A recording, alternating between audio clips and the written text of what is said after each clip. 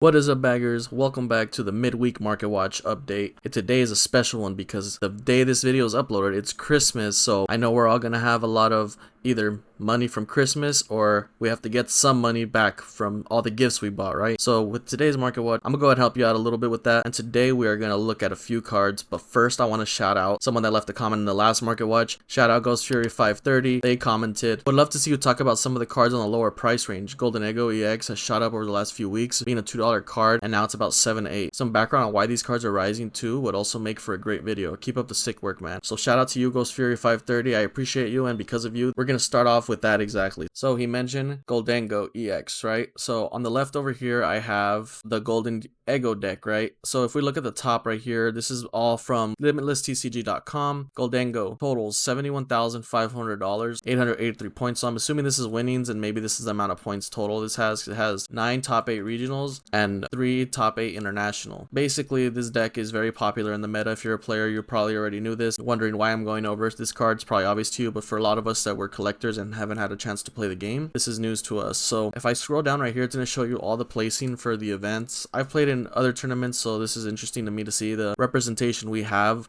right here just in December 12th, 2024 regional for Toronto. How many decks there were that were Gholdengo,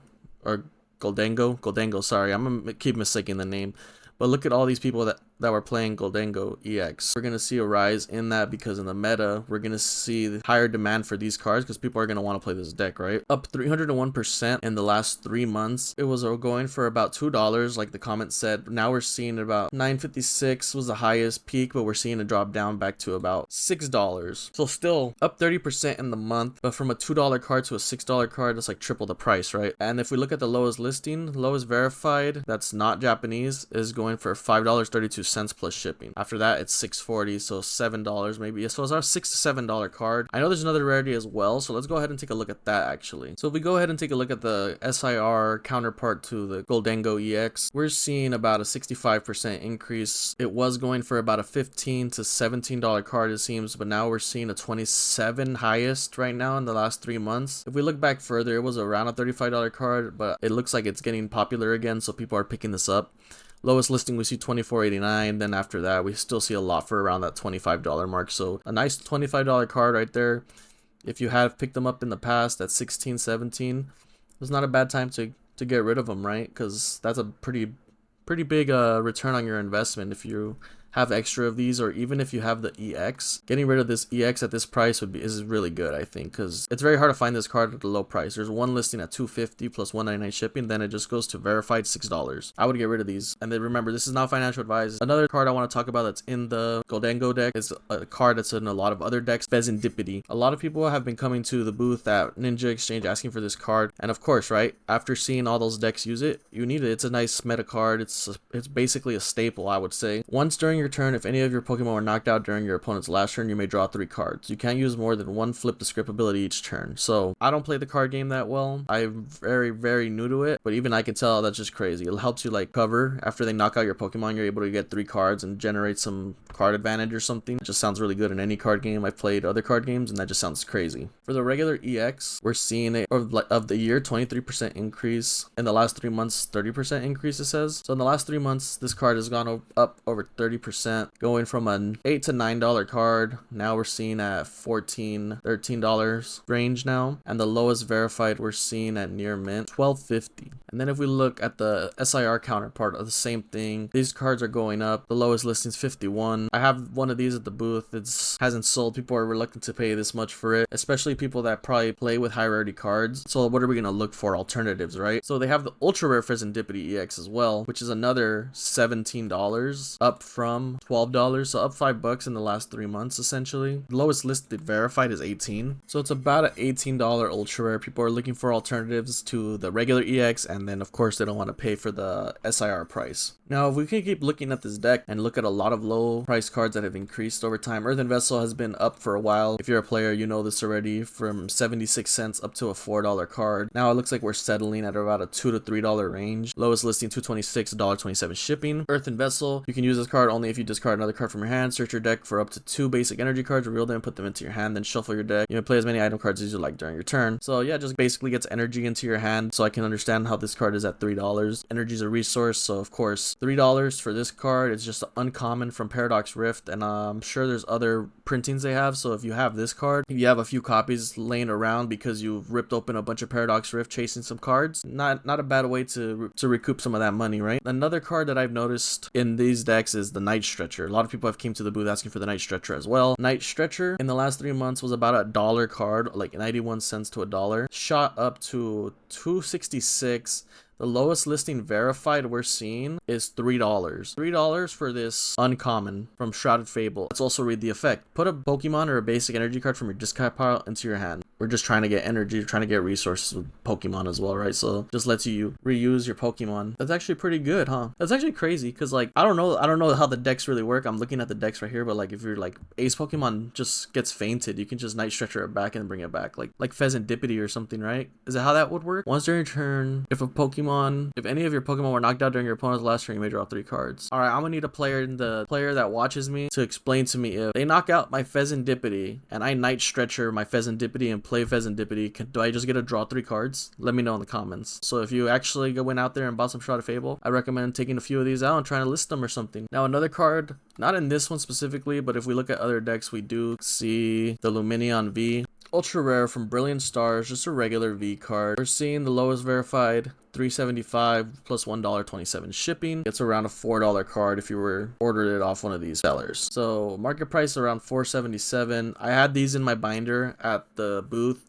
listed for $2, and I was like, let's see who's gonna pick this card up, because I know only the players would notice that the $2 card was like, oh, this is a good card, this people, because it's a playable card. So now I know there's players coming, so I need to fill some binders up with a lot of these staples. So Lumineon V, about a $3 card. It's sold for $6 at some point, but now it looks like we're settling back at the $4 to $5 range. If you have some of these, maybe it's a good time to get rid of them as well, especially if you ripped a lot of Brilliant Stars. You should have a lot of Vs just hanging around, so not a bad card to list here. Now we're on this deck, the Lugia V, Silver Tempest. Like I said, not too familiar with the game, but if we look here, Lugia Archeops, regional top 87, including 11 wins, international top 840, including 4 wins, and then look at all the times it's been played in this month alone. So very popular deck, very common deck it seems. Of course, the main card, Lugia V, going for around $3.25 lowest listing, and they're all one listing. So if you wanted to get a playset from one person, you probably have to pay like $4. So about a $4 card. If you have multiples to list on TCG Player, you can probably get away with selling it for $4. I know there's a plenty of these. I know there were so many people chasing that Lugia V alternate art. So if you have a bunch of these, then now's definitely a good time to get rid of them. Again, like I said, this is not financial advice. So the next deck I was looking at was this Gardevoir deck. I noticed the Gardevoir EX and decided to look at the prices because this has been represented a lot in the past couple events, and it has 42 top 8s, including 7 wins, international top 8 28, including 1 win. So obviously it's a very popular deck. It's a very good deck. Let's see what the price is. Looks like it was for the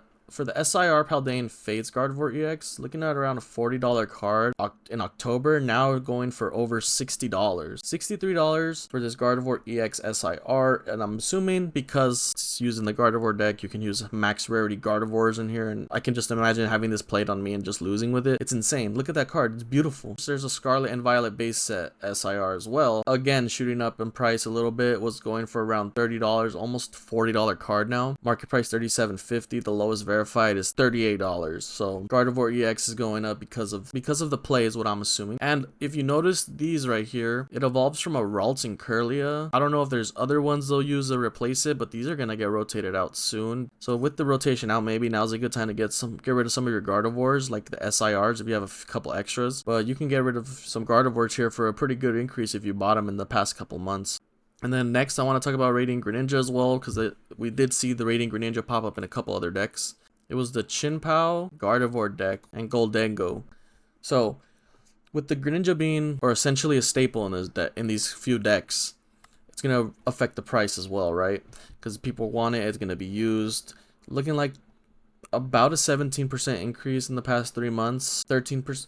It's about a 13%. It's about a 12% increase in the past 3 months. It was going for about $4. Now the highest was $7 for this Radiant Greninja, and the lowest verified listing we see $4.45 plus $1.27 shipping, about $6 for these Radiant Greninjas. If you have a few of these, now might be a time to get rid of a few of them as well. This is also from Astral Radiance, if you notice the F, so this card will be getting rotated out soon as well. Now might be a good time to get rid of them as well. Again, if we look into the Gholdengo deck, we can see they run the Pokestop. Now the Pokestop lowest verified is $3.45 with 68 sold daily. Pokemon Go uncommon. If you open up any Pokemon Go, then now's a good time to go ahead and check through your commons and see if you have any of these and get rid of them. It's almost a $4 uncommon, and that's just for the normal printing. If we look at the reverse, lowest verified is $6. If you have a couple reverses and normal printings, I would get rid of these. Alright, now let's talk about some of those heavy hitters that I've been mentioning since last time. Let's go ahead and go into the Pikachu EX from Surging Sparks, SIR. I wrote it down. We initially looked at it when it was a $492 card. It dropped down to $459 market price, and today we're seeing for near mint $476 market price, lowest verified being $470. So it's teetering between that $450 $470 range, and it looks like it could just stabilize there. We're gonna have to wait and see what happens for Prismatic Evolution, but if you can look at the chart, going sideways for the most part. I think it'll keep going down. That's just my personal opinion, not financial advice. I personally would get rid of it if I pulled it out of, like, let's say a booster bundle or ETB booster box even, and just kind of get some of that money. I'm not, like I said, biased towards the tarot cards. I do not like the tarot cards, so I think I would be able to survive without this Pikachu EX in my collection. We're going to go ahead and talk about the Charmander promo. It's pretty stagnant. Charmander promo still holding at 15 for the regular ETB version. It looks like we're going to have a little bit of time before we see this card become a $20 card, but I'm still going to go ahead and guess that month time frame.